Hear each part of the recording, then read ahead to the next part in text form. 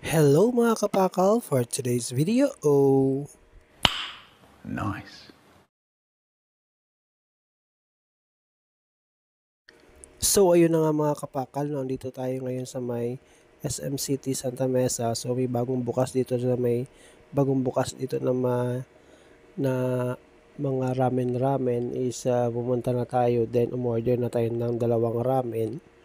And then in-order natin mga kapakal is dalawang ramen, yung regular na ramen, tapos yung kanilang dim sum. Napaka-solid ng kanilang dim sum mga kapakal. So tikman na natin mga kapakal, yung kanilang ramen is napaka-solid, napaka-creamy ng kanyang sauce, napaka-juicy ng kanyang pork.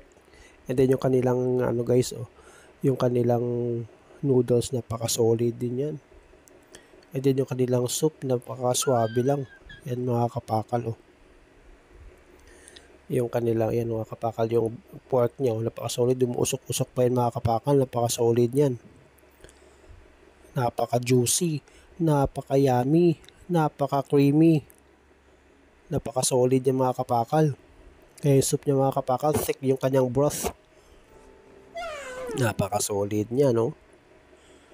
So yun na mga kapakal, kung gusto yung pumunta dito sa SM City Santa Mesa, sa third floor sila, meron sila dito 199, meron na kayong ramen, napaka-solid. Napaka-solid yung mga kapakal. Tikman na natin mga kapakal yung kanilang dim sum, napaka-solid, napaka-crunchy. So yun na mga kapakal, if you like this video, subscribe, like, comment, and share. Thank you, ingat!